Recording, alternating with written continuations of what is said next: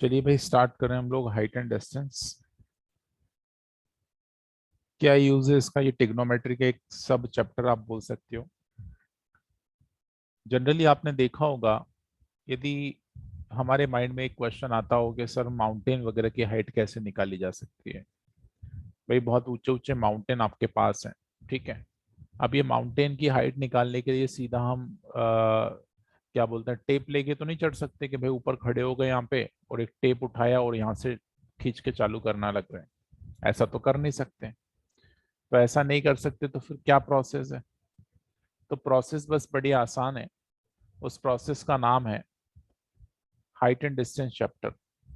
यदि हम height and distance chapter को समझ लेते हैं तो हमें पूरी प्रोसेस समझ आती थी कि भाई दूरी कैसे नापी जाती है, ऊंचाई की दूरियां कैसे नापी जाती हैं।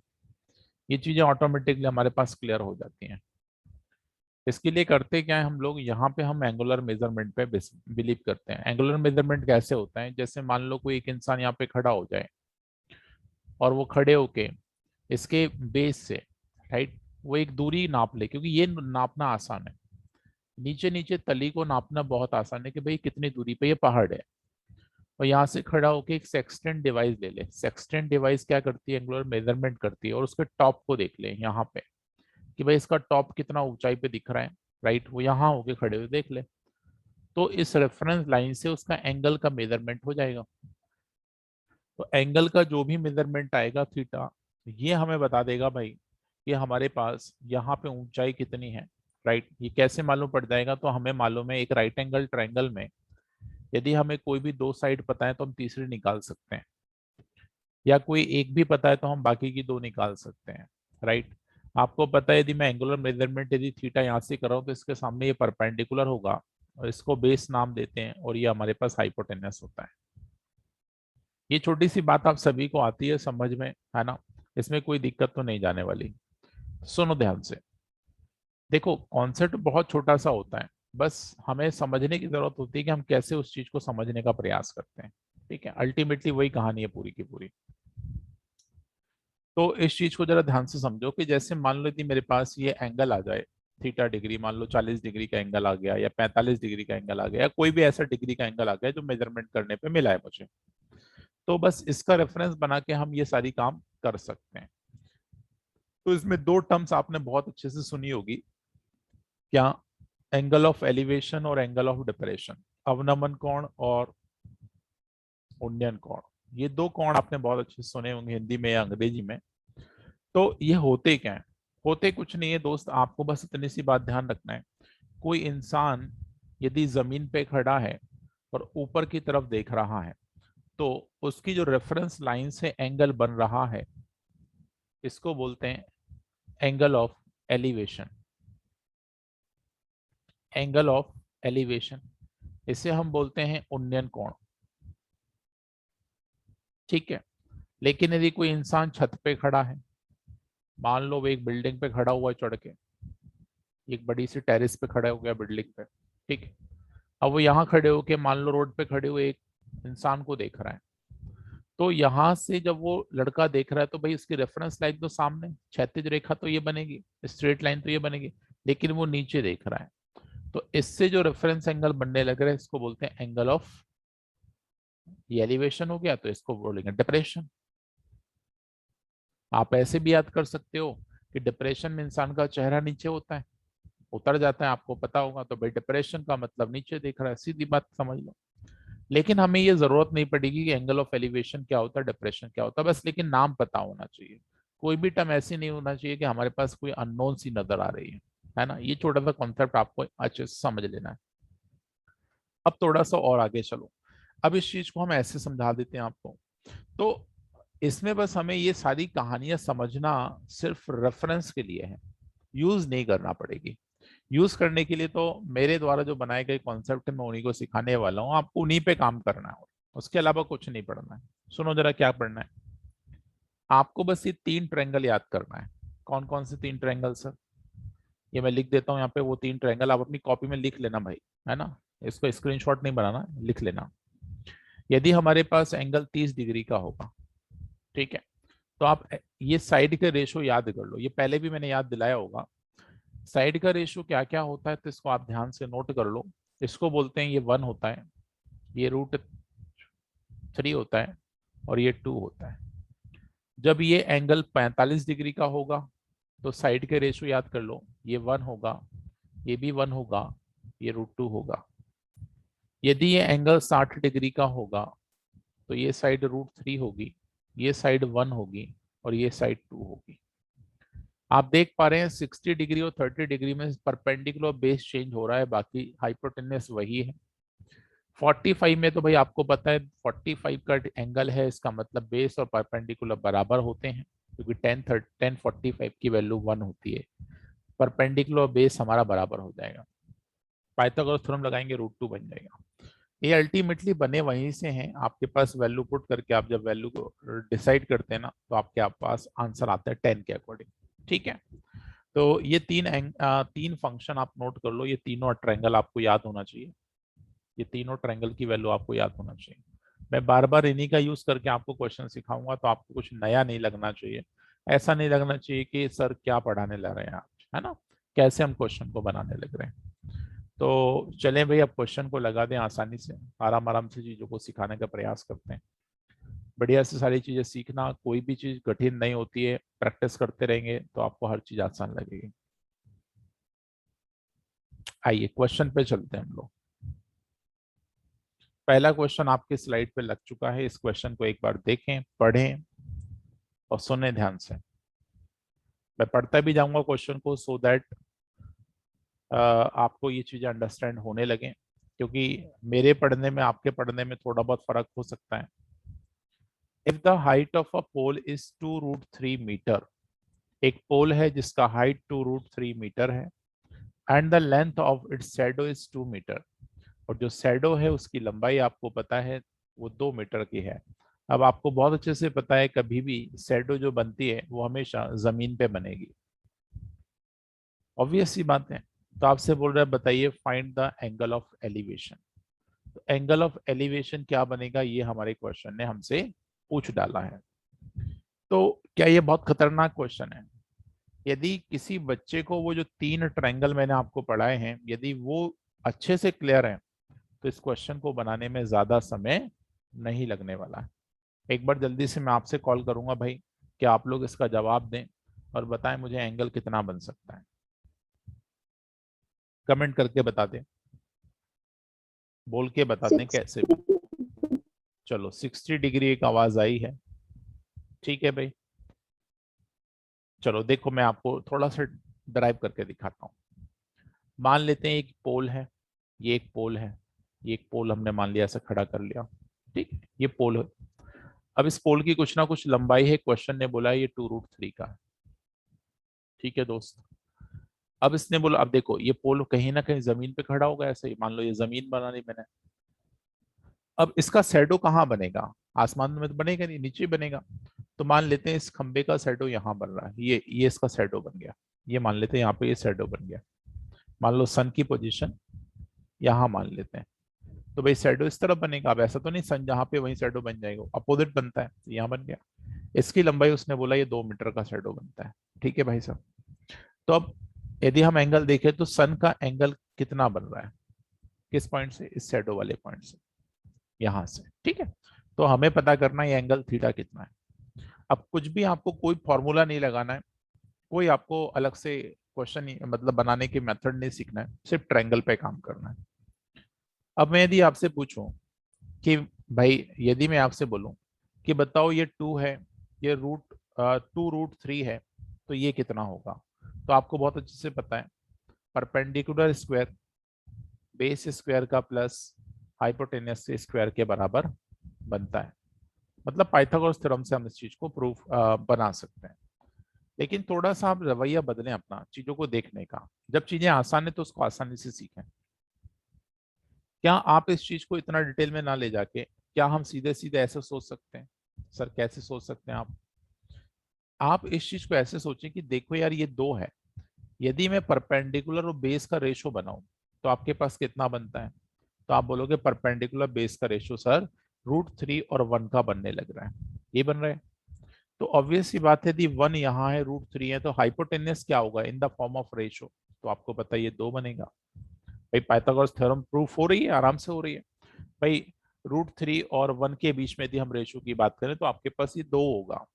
अब मैंने अभी थोड़ी देर पहले एक ट्रायंगल पढ़ाया था आपको। क्या पढ़ाया था दोस्त? आपको ट्रायंगल पढ़ाया था कि जब यहाँ पर 60 डिग्री होता है तो यहाँ √3 होता है, यहाँ 1 होता है, और यहाँ पे कितना होता है 2। तो क्या ये फॉर्मेट और ये फॉर्मेट बिल्कुल सेम दिख रहा है? तो मेरे भाई यदि ये फॉर्मेट सेम है तो इस थीटा की जगह कितना डिग्री है? 60 डिग्री। इसका मतलब इस क्वेश्चन का आंसर आएगा 60 डिग्री। मैं बोल रहा हूँ आपको, जिस तरह से मैंने ट्रायंगल्स पे काम करना आपको सिखाया है, यदि आप ऐसे करते हैं तो मुझे नहीं लगता कि आपको बहुत ज्यादा फार्मूलों की रिक्वायरमेंट है। नहीं तो भाई किताबें तो फार्मूला लगाए बिना मानती नहीं है ना। किताबें में देखने जाओगे तो आप आराम से आपको अच्छे अच्छे फार्मूले दिख भी जाएंगे। No need to learn formulas for such type of question, है ना। कुछ जगहों पे लग भी सकते हैं और कुछ जगहों पे जरूरत भी नहीं पड़ती है। तो चलिए एक क्वेश्चन से और हम दिखाते हैं आपको, क्वेश्चन को और थोड़ा सा प्रयास करते हैं इजी करने का। आइए इस क्वेश्चन पे जरूर वर्कआउट करते हैं। बताइए क्या आंसर बन सकता है।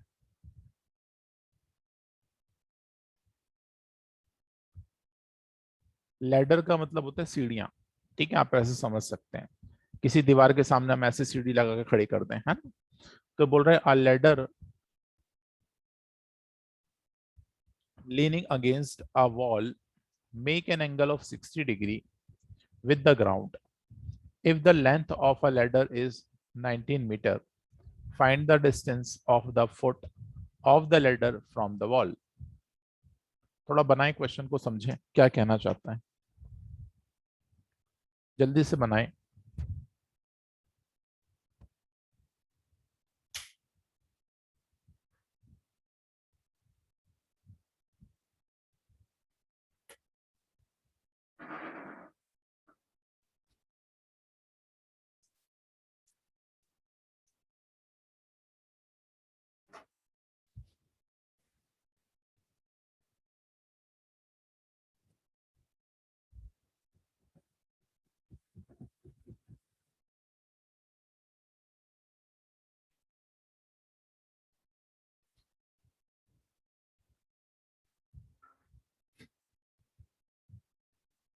चलिए देखिए जरा इस क्वेश्चन को जरा ध्यान से समझना।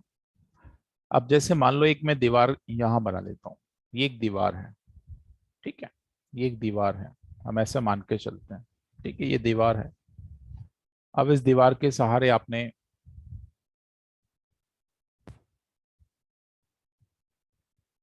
ठीक है, ये दीवार है। इस दीवार के सहारे आपने एक सीढ़ी खड़ी कर दी। तो भाई सीढ़ी खड़ी करते हो इस दीवार के सहारे, तो ऐसे ही करोगे। ये एक सीढ़ी खड़ी कर दी आपने, ठीक है। तो ये जो बेस है, बेस आपके पास मान लो ये है। तो इस बेस से ये कुछ ना कुछ एंगल जरूर बना रही है। तो क्वेश्चन ने बोला वो 60 डिग्री का एंगल है, मतलब ये एंगल 60 डिग्री है। और उसने बोला है जो लैडर है, ये लैडर आपके पास जो है जो टिल्ट ऐसे फॉर्मेट में खड़ा हुआ है, इसकी लेंथ हमें दे रखी है 19 मीटर। बिल्कुल बात सही है। तो मेरे क्वेश्चन ने बोला है बताओ सर, ये दीवार से इस लैडर का जो फुट है ये कितने दूरी पर है। तो ज्यादा परेशान नहीं होना है आपको, सीधा सीधा अपने ट्राइंगल को पकड़ना है। 60 डिग्री का मतलब क्या होता है? तो आपको पता है दोस्त, ये √3 होता है, ये 1 होता है, और ये 2 होता है।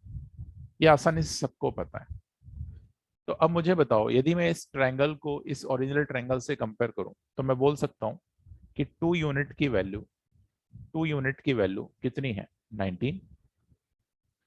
क्योंकि 60 डिग्री में हाइपोटेनस 2 यूनिट का होता है, तो हम बोल रहे हैं 2 की वैल्यू एक्चुअल में 19 के बराबर है। तो क्वेश्चन ने बोला फुट बताओ। तो बेटा 2 की वैल्यू यदि 19 के बराबर रखिए तो अब 1 की वैल्यू के हिसाब से आप इसका फुट बता दोगे। तो 1 की वैल्यू कितनी हो जाएगी? तो आएगा 19/2। और 19/2 को हाफ कर लो, कितना हो जाएगा भाई? 2×9 = 18, 2×5 = 10, 9.5 आंसर आ गया। तो 9.5 मीटर आपके पास इसका सही जवाब हो जाएगा। अब देखो मैंने इस क्वेश्चन को कितना आसान बना दिया। अब वहीं यदि हम फॉर्मूला लगाने जाते तो फिर एक्स मान रहे होते, एच मान रहे होते, पता नहीं क्या क्या हम जमाने की चीजें लेके चल रहे होते और हमारा क्वेश्चन बहुत बड़ा हो जाता। तो हाइट एंड डिस्टेंस को बनाने का सबसे सुंदर तरीका यही है, आप इसी तरीके से आप चीजों को बनाने का प्रयास करिए। ठीक है, बढ़े अगले क्वेश्चन पे। नेक्स्ट क्वेश्चन देखो, ये क्वेश्चन बताओ भाई, क्या आंसर बन सकता है?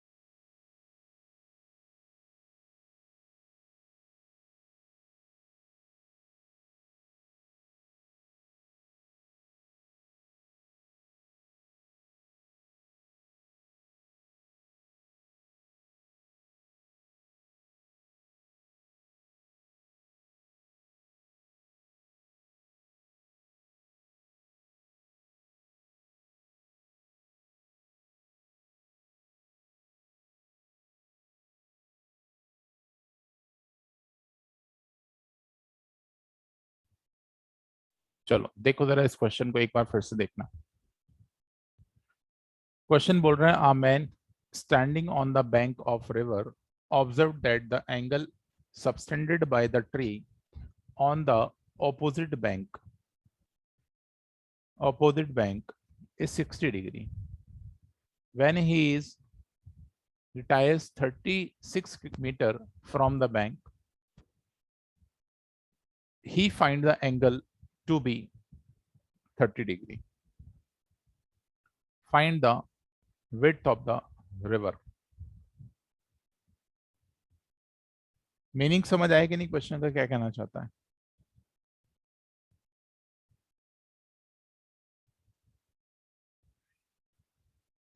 देखो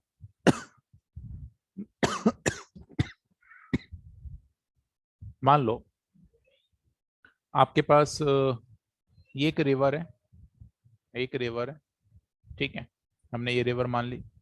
यहाँ पे एक पेड़ खड़ा हुआ है, यहाँ पे एक पेड़ खड़ा हुआ है, ठीक है। अब मैं पेड़ बना नहीं रहा हूँ, ठीक है, नहीं तुम बोलो सर पेड़ ही बनाओ। एक पेड़ है, ट्री है, ठीक है। एक हाइट आपके पास ये है, चलो बना लो, एक काम करो, ये एक पेड़ बना हुआ है, ठीक है। अब उसने देखा कि इस पेड़ का एक एंगल बना है, राइट, अपोजिट साइड से। मतलब अपोजिट साइड यही होगा, एक ये एक साइड ये रही, एक दूसरी ये रही। यहां से इसका एंगल जो देखा जाए तो 60 डिग्री का एंगल बना हुआ है, 60 डिग्री का एंगल बना हुआ है।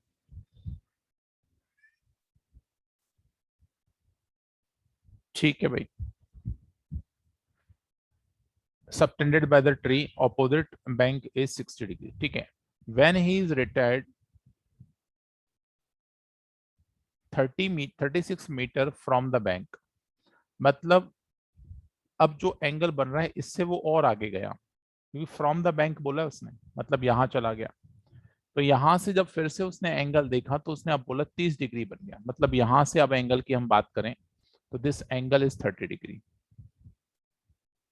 यहां से यहां आगे की तरफ चला गया 30 डिग्री, और जो कि 36 किलोमीटर आगे गया है, 36 मीटर आगे गया, सॉरी। मतलब यहां से यहां तक की दूरी हमें मालूम है कितनी है, 36। तो हमसे पूछ रहा है बताओ ये विड्थ कितनी है, मतलब ये, इसको बी मान लेते हैं, ये बी कितना है, ये हमारे क्वेश्चन ने हमसे पूछा है। अच्छा, एच भी नहीं पता कि भाई ट्री की हाइट कितनी है, ये भी नहीं पता, ट्री की हाइट ये भी नहीं पता। अब सुनो ऐसे क्वेश्चन को कैसे बनाना है। तो इसमें हमारे पास दो ट्रायंगल फॉर्म हो रहे हैं, कौन कौन से, मैं आपको अलग से ड्रॉ कर देता हूँ। एक ट्रायंगल ये रहा जिसमें हमें एच नहीं पता, बी नहीं पता, जिसका एंगल 60 डिग्री है। एक दूसरा ट्रायंगल और है हमारे पास जिसमें एक साइड एच है, एंगल 30 डिग्री है, ये पूरी लंबाई हम बोल सकते हैं 36 प्लस बी है, ये बोल सकते हैं। तो हमारे क्वेश्चन ने इसमें एक चीज सिमिलरिटी दी है, इन दोनों ट्रायंगल में सिमिलरिटी यदि हम देखें तो एच दोनों जगह सेम है। क्या सेम है भाई? एच दोनों जगह सेम है। अब आपको ऐसे क्वेश्चनों में करना क्या होता है, सिर्फ एंगल देखना होते हैं। आपको 60 डिग्री में 60 डिग्री वाले में 60 डिग्री वाले में परपेंडिकुलर बेस का रेशो क्या बना है, जो कि अभी थोड़ी देर पहले ट्रायंगल बताया था उससे निकालना है। ऐसी 30 डिग्री वाले में परपेंडिकुलर बेस का रेशो कितना बनता है? तो आपको बताएं परपेंडिकुलर बेस का रेशो 60 के केस में कितना बनता है? परपेंडिकुलर और बेस का रेशो कितना बनता है? देखो याद दिला दें क्या? देखो आपको पता था जब 60 डिग्री बनता है तो ये √3 होता है, ये आपके पास 1 होता है और ये 2 होता है। तो 60 के डिग्री परपेंडिकुलर होता है √3 और ये होता है 1। और 30 के केस में आपको पता है ये पलट जाता तो 1/√3 होता है। लेकिन हमको इतनी बात बहुत अच्छे से पता है कि दोनों का परपेंडिकुलर जो हाइट है वो सेम है। तो हम देख रहे हैं यहाँ पे दोनों जगह हाइट सेम नहीं दिख रही है। तो क्या हाइट सेम कर लें? तो हाइट कैसे सेम करें? तो हाइट सेम करने के लिए मैं एक काम करता हूँ हाइट सेम करने के लिए मैं एक काम करता हूँ तो ये √3 जो आपके पास है उसका ऊपर नीचे गुणा कर लेते हैं। √3 को हम मल्टीप्लाई कर लेते हैं। ठीक है, तो देखो ऊपर नीचे वाले में कर लेते हैं। यहाँ पे यदि मैं √3 से मल्टीप्लाई करूँ तो नीचे भी √3 हो जाएगा। तो ये कितना हो जाएगा? √3/3। देखो परपेंडिकुलर दोनों जगह बराबर हो गए। तो मुझे बताओ बेस में क्या बदलाव आया? बेस में ये बदलाव आया कि 30 डिग्री वाले का बेस कितना है? 30 डिग्री वाले का बेस 3 यूनिट है। मतलब यहां से यहां तक की जो टोटल लंबाई है वो आपके पास कितनी है? यहां से यहां तक की जो टोटल लंबाई है वो कितनी है? 3 यूनिट। लेकिन 60 डिग्री की बात करें तो उसका बेस कितना है? तो आप बोलेंगे सर 1। अब मुझे बताओ 3 यूनिट से यदि हम 1 यूनिट घटा देंगे तो बची हुई जो 2 यूनिट है, आप इस ट्रायंगल में समझाए कंबाइंड वाले में, यहां से यहां तक का जो पूरा का पूरा लेंथ है वो एज अ यूनिट 3 है। लेकिन यदि हम यहां से यहां तक के ट्रायंगल की बात करें तो ये 1 है। तो इसका मतलब ये दूरी यहां से यहां तक कितने यूनिट है? 2। तो हम बोल सकते हैं 2 यूनिट की वैल्यू एक्चुअल में 36 मीटर के बराबर है। और मुझे उस बैंक की दूरी पूछी है तो मुझे बताओ 1 यूनिट की वैल्यू बताना है, क्योंकि इस बैंक की एज अ यूनिट कितनी है? 1। तो इस 1 यूनिट की वैल्यू कितनी हो जाएगी? तो इस नंबर का आधा 18 हो गया। आंसर आ गया 18 मीटर। फिर से सुन लो, एक बार फिर से सुन लो क्वेश्चन को। कुछ भी नहीं है, विदाउट कैलकुलेशन के आपके सारा क्वेश्चन हो जाएगा, फॉर्मूला लगाने की जरूरत नहीं। हमने दोनों ट्रायंगल जब फॉर्म किए तो दोनों ट्रायंगल में ये पता कर लिया कि भाई इनके परपेंडिकुलर डिस्टेंस बराबर है। बराबर कर लेते हैं। तो परपेंडिकुलर डिस्टेंस जब दोनों जगह बराबर हैं तो मैंने यदि परपेंडिकुलर बेस का रेशो निकाला किसमें? 60 के केस में, तो √3 1 आ गया। 30 के केस में निकाला तो 1/√3 आ गया। लेकिन मैं देख पा रहा हूँ मेरे दोनों परपेंडिकुलर अलग अलग नजर आ रहे हैं। तो मेरे को इसको इक्वल करना था, तो मैंने डिनोमिनेटर वाला जो नीचे वाला 30 डिग्री वाला इसका √3 से मल्टीप्लाई कर दिया। तो ये √3 दोनों जगह बराबर हो गया। तो बेस में क्या बदलाव आया? 30 का बेस हो गया 3 यूनिट और 60 का बेस हो गया मात्र 1 यूनिट। ठीक है, तो भाई 3 यूनिट की वैल्यू हमें पूरी की पूरी यहां से यहां तक पता पड़ गई और ये वैल्यू हमारे पास 1 मिल गई। तो बची हुई वैल्यू कितनी होगी? 2। और इसी 2 की वैल्यू 18 है। तो 1 की वैल्यू हमें चाहिए, तो ऑब्वियसली 36 है सॉरी, तो 1 की वैल्यू 18 हो गई। आंसर आ गया। ठीक है, नाउ इट्स ओके। तो इस तरह से आपको क्वेश्चंस को बनाने होते हैं। बड़े अच्छे अच्छे क्वेश्चंस लगे हुए हैं और प्रैक्टिस करिए। एक बार और क्वेश्चन, एक क्वेश्चन समझ आया कि नहीं? क्वेश्चन कॉन्सेप्ट समझ आया कि नहीं? थोड़ा सा प्रैक्टिस और करते हैं, थोड़ा सा और करते हैं। 1 मिनट रुको, इसको इसको और पढ़ो जरा सभी लोग। ये भी सेम वैरायटी का क्वेश्चन है, पढ़ो जरा इस क्वेश्चन को। There are 2 temples, one on each bank of the river. नदी के दोनों छोर पर 2 मंदिर बने हुए हैं। जस्ट अपोजिट, ये जस्ट लिखा हुआ है, just opposite to each other. One temple is 54 height metre height from the top of this temple. मतलब जो 54 मीटर हाइट का एक टेम्पल है उसके छत से हम खड़े होकर देख रहे हैं, टॉप से बोला है। ठीक है, the angle of depression of the top and the foot of the other temple is 30 degree and 60 degree. Find the width, find the width of the river and the height of the other temple is। चलिए, तो इसको भी हम question को पकड़ने का प्रयास करते हैं। क्या है ये क्वेश्चन? देखो ये कंडीशन समझना है आपको। आप जिस टेम्पल पे खड़े हो रहे हो उसका हम टॉप भी देख रहे हैं, जिसको उसने बोला है angle of depression of top depression बोला है, एलिवेशन नहीं बोला है। क्या बोला है उसने? एलिवेशन नहीं बोला, डिप्रेशन बोला है। ये बात ध्यान से इंपॉर्टेंट मार्क करने वाली है, ठीक है। तो देखो, हमें ये पता लग जाता है इस बात को पकड़ के कि कौन सा टेम्पल बड़ा है कौन सा छोटा है। देखो, जिसके टॉप पे खड़े हो उसका डिप्रेशन यदि टॉप दिखा रहा है, इसका मतलब आप ऊंचाई पे खड़े हो। मतलब जिस टेम्पल पे खड़े हो वो 54 मीटर वाला है और वो ऊंचा टेम्पल है, बड़ा है, ठीक है। इससे आप किसी दूसरे टेम्पल पे यदि देखते हो तो ऑब्वियस सी बात है वो छोटा होना चाहिए, तभी जाके देख सकते हो। तो ये टॉप है, ये इसके टॉप से खड़े होके डिप्रेशन मतलब नीचे की ओर, एलिवेशन मतलब नीचे की ओर, ऊपर की ओर। टॉप का और फुट का दोनों का है, तो यहां भी आएगा, ये बना। ये दोनों आपके पास दे रखे हैं 30 डिग्री और 60 डिग्री। तो हम इस चीज को ऐसे, इसके पैरेलल ऐसी लाइन खींच देते हैं बेस के, तो इसको 30 डिग्री बना लेंगे और ये वाला 60 डिग्री बन जाएगा, ठीक है। अब इसमें एक चीज पता है क्या? ये पूरी लेंथ आपको पता है यहां से यहां तक की 54 मीटर है। अब बताओ इस पूरे डायग्राम में क्या कॉमन है? इसमें भी फिर से दो ट्रायंगल बन गए ना। अब दो ट्रायंगल यदि बन गए हैं तो ऑब्वियस सी बात है इसमें भी आपके पास कुछ ना कुछ कॉमन है। क्या कॉमन है? तो आपको पता है दोनों जगह ये कॉमन है। ये यदि मैं बी मान लूं तो ये बी यहाँ भी है और यही बी आपके पास यहाँ भी है। ये बी दोनों जगह कॉमन है। तो वही काम करते हैं, 30 डिग्री का रेशो क्या बनता है? 1/√3। 60 डिग्री का रेशो क्या बनता है परपेंडिकुलर बेस का? √3/1। अब इस बार क्या सेम करना होगा? तो आपको पता है बेस सेम करना होगा। तो यहाँ पे बेस सेम करने के लिए मैं एक काम करता हूँ, बेस सेम करने के लिए मैं एक काम करता हूँ, दोनों में √3 का मल्टीप्लाई यहाँ करता हूँ, √3 का मल्टीप्लाई यहाँ करता हूँ ऊपर नीचे, तो बेस सेम हो जाएगा। तो ये बन गया 3/√3। लो भाई, दोनों जगह सेम हो गए। तो बताओ 60 डिग्री वाला जो एंगल है उसका हाइट 3 है, तो 60 डिग्री का ये बड़ा वाला ट्रायंगल है, तो यहां से यहां तक की हाइट कितनी है? 3 है। क्वेश्चन बोलता 3 नहीं है, कितनी है? 54 है। 3 की जगह कितना है? 3 की जगह कितना है? तो 3 की जगह आपको पता है ये कितना है? 1 है, ठीक है।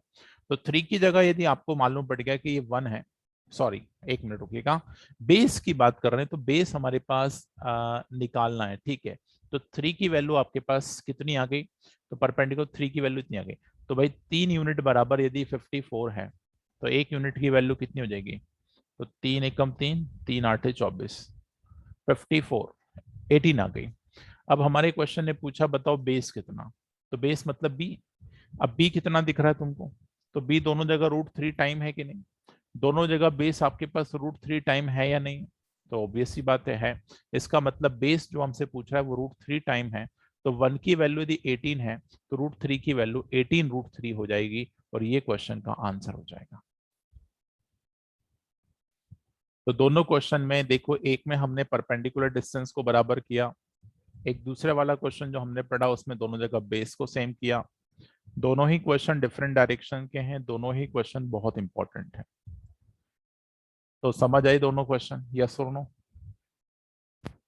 सर एक बार और रिपीट कर दीजिए। ठीक है, एक बार और रिपीट कर देते हैं। देखो बस आपको डायग्राम में करना क्या है, आपको वो तीन जो डायग्राम मैंने बताए हैं, कौन से वाले? 30 डिग्री, 60 डिग्री और 45 डिग्री। 30 में 1, √3 और 2 बनता है। 60 डिग्री, ये √3, 1 और 2 बनता है। ये सबको पता है। और इसी पे हमने परपेंडिकुलर बेस बनाया कि 30 डिग्री है तो परपेंडिकुलर बेस क्या बना है, लिख देता हूं मैं थोड़ा डिटेल में, ये बन गया। 60 में परपेंडिकुलर बेस क्या बन गया? तो ये बन गया। अब मेरे इस डायग्राम के अकॉर्डिंग देखा जाए तो मेरे दोनों जगह बेस सेम है, चाहे मैं छोटा वाला ट्रायंगल देखूं चाहे ये बड़ा वाला या 60 डिग्री वाला देखता हूँ। तो बेस दोनों को बराबर करने के लिए मैंने √3 बना लिया बेस को, तो यहाँ पे √3 से ऊपर नीचे गुणा कर दूं, तो √3 यहाँ हो गया तो ऊपर 3 बन जाएगा। अब मुझे मालूम है 60 डिग्री वाले ट्रायंगल की जो हाइट है वो 3 है, तो भाई 60 डिग्री वाला ट्रायंगल यही वाला है, 60 डिग्री वाला ट्रायंगल ये वाला है, ये वाला। तो इसकी हाइट 3 है तो 3 की वैल्यू 54 हो गई। तो तो हमारे क्वेश्चन में बोला बी बताओ, तो बी क्या है, एक बेस है, बेस की वैल्यू कितनी है, तो आपको पता है बेस की वैल्यू √3 है। भाई बेस कितना है, √3 है, दोनों जगह पर सेम है। तो √3 की वैल्यू कितनी होगी, तो 3 की वैल्यू इतना है तो 1 की वैल्यू इतना हो जाएगा, √3 की वैल्यू 18 √3 हो जाएगा, खत्म हो गया क्वेश्चन। तो इस तरह से हाइट एंड डिस्टेंस को कंप्लीट करना है आपको।